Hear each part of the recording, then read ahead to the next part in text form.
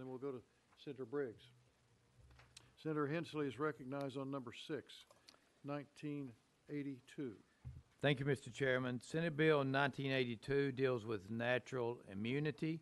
It's a simple bill, just says that anyone that has achieved natural immunity to COVID-19, that individual will be treated just like they have had a vaccine. We've had numerous studies that have shown that natural immunity is as effective, if not more than effective, than vaccines to the COVID-19. It has a longer lasting effect. And Mr. Chairman, that's what the bill does, and there is some individuals here that would like to testify. Okay, looks like we have two amendments on the bill. One is 14913. And the other yes, is Mr. Chairman, and is the correct amendment. Okay, I'll move the bill. Senator Second. Hensley. And then we have 015400. Mr. Chairman, I What will is- just go with the one that put on in the House is the 14913. That's the one that I think both of these amendments are not changing the bill. They are just designating how you would verify someone had natural immunity. So they do not change the bill, but I think, and they're very similar amendments, but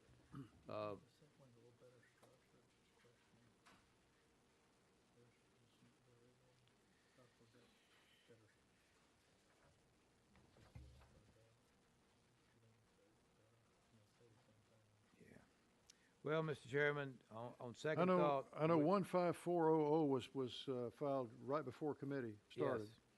Well, that's the one that we'll go with it, Mr. Chairman. 15400.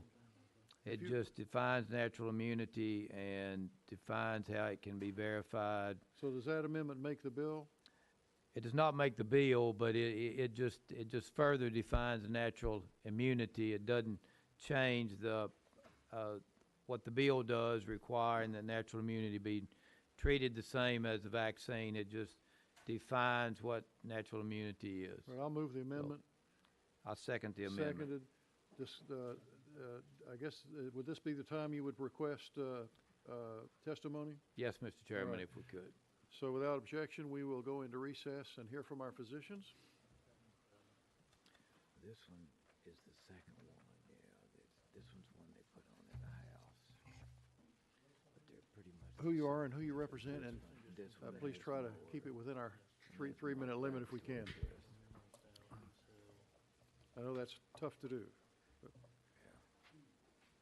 Thank you, Yes. Chairman and Senators. My name is Dr. Denise Sibley, Internal Medicine Board Certified. I am COVID recovered, and I've treated COVID patients.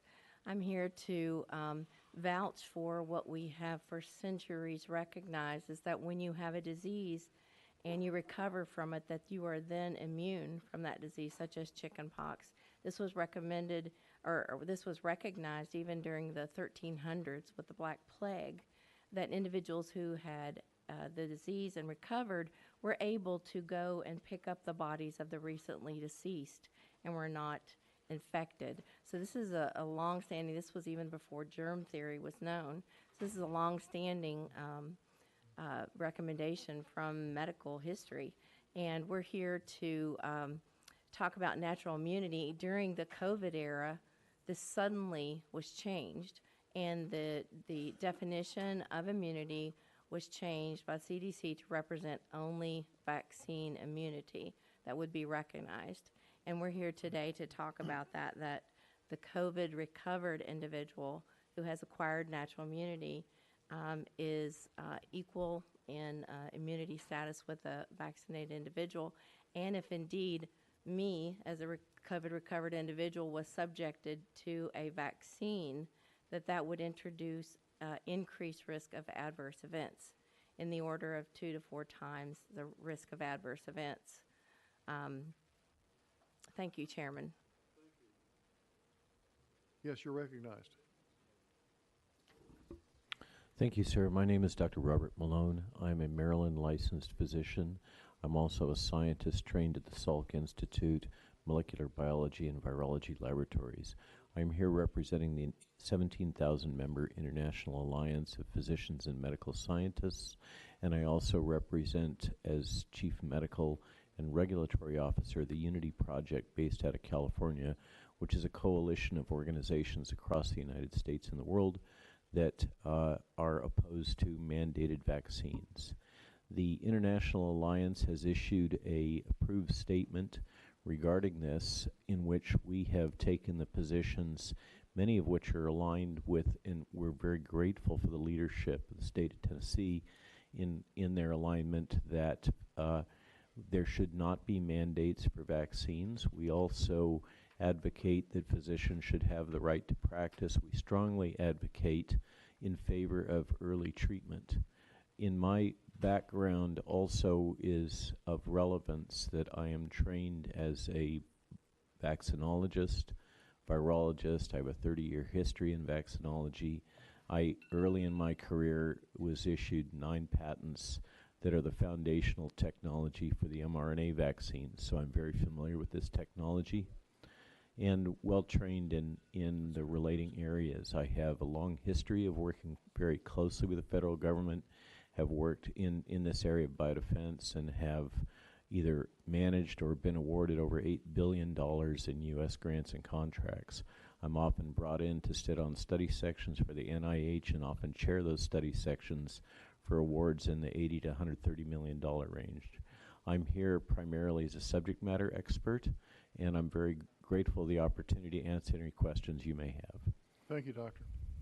Yes, you're recognized. Thank you, Mr. Chair. Dr. Ryan Cole, sorry losing my voice at the end of the day here.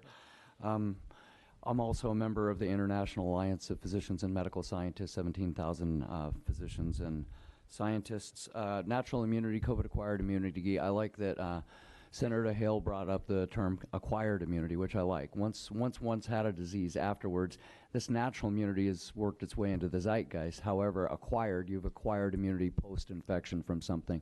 And to Dr. Sibley's point, for eons we've recognized if someone's had a disease, if grandma had measles, you don't give her a measles shot. You recognize grandma's had measles. If I go to work for a hospital, they'll say, well, I want to check your immunity titer, have you had measles before, et cetera. So it's something that's, excuse me, has been common sense in medicine and common practice until recently. And now, even last week, we saw Dr. Walensky kind of roll back in a grand rounds at St. Louis University. She's starting to soft pedal, and some of these hardcore policies our federal government has had, she's like, well, okay, yeah, natural immunity is a thing. So if we look at the ability for one's body, so I have a PhD work in immunology as well. If we look at the body's ability to prevent acquisition or transmission of a disease, the vaccines don't prevent acquisition or transmission. We've got these little antibodies in our tears, our nose, or mouth where the virus comes in. Secretory IgA, they're like little mops. If you have a natural infection that comes in that way, you make those antibodies. If you have a vaccine infection, you don't. So studies at Wisconsin, Vietnam, California showed that the vaccinated actually carried equal or higher volumes of virus. So it's very important that, someone's gone through this difficult thing of COVID, and now they're being punished like this poor little girl that can't get on a transplant list because she won't get a shot. That 96% of kids in the UK have had COVID. This poor little girl's probably had COVID. Things like that. And I'm happy to answer questions as well. Thank you, Mr. Chair. Thank you. Questions while we're still in recess? Seeing none, thank you. You guys did a good job. Thank you, Mr. Chair. We are back on the amendment. What's that?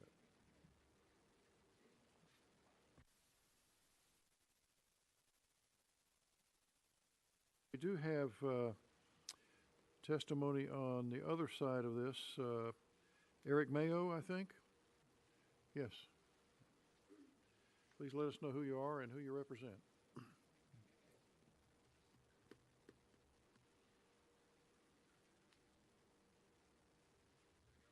I think the middle one. Oh, there we go. Eric Mayo, Legislative Liaison for Governor Lee. Thank you, Chairman and Committee. The governor is philosophically opposed to this bill. We have a philosophical flag on it. And the reason is not the conversation around natural immunity. We'll leave that to patients and their doctors. The issue here is the mandate on private businesses that's in Section 2 of this bill. I've been able to talk to several members of the committee. Unfortunately, wasn't able to speak with all of you, but the governor does consistently want us to avoid growing state government in a way where we intervene in the policies that private businesses are making for themselves and for their customers and their employees. Thank you. Discussion, questions, Senator Hensley. Thank you, Mr. Chairman. The bill's really not putting a mandate on a private business, or the way I see it is just asking the private business if they're requiring a vaccine, that they would have to allow someone to have natural immunity, which is doing the same, if not better than a vaccine. It's really not putting anything on the businesses. The way I see it anyway, it's just asking them if the business shouldn't be mandating a vaccine in the first place, but if they do, then they just have to allow someone that has natural immunity that is accomplishing the same purpose. The whole purpose of the mandate for the vaccine is to keep people safe, and someone with natural immunity is not spreading the vaccine to someone else. So I just disagree with that, putting any kind of requirement on the business. So does the governor see it different than that? I mean, I think that's giving businesses more options. Let's do this. I've had a request from the committee to have legal speak on that issue, if we could. Yeah. No, it's all right. While we're in recess.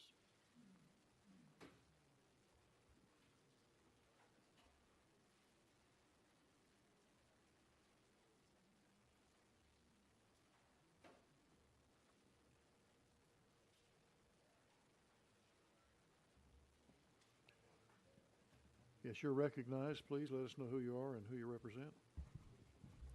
Matt King, Committee Counsel with the Office of Legal Services. And Chairman, I guess, could I have someone recap the question? Yes, Senator Hensley, if you would recap that.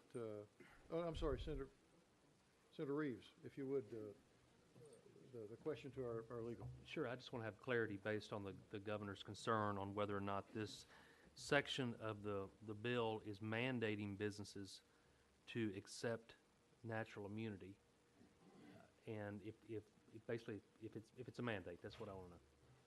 Okay.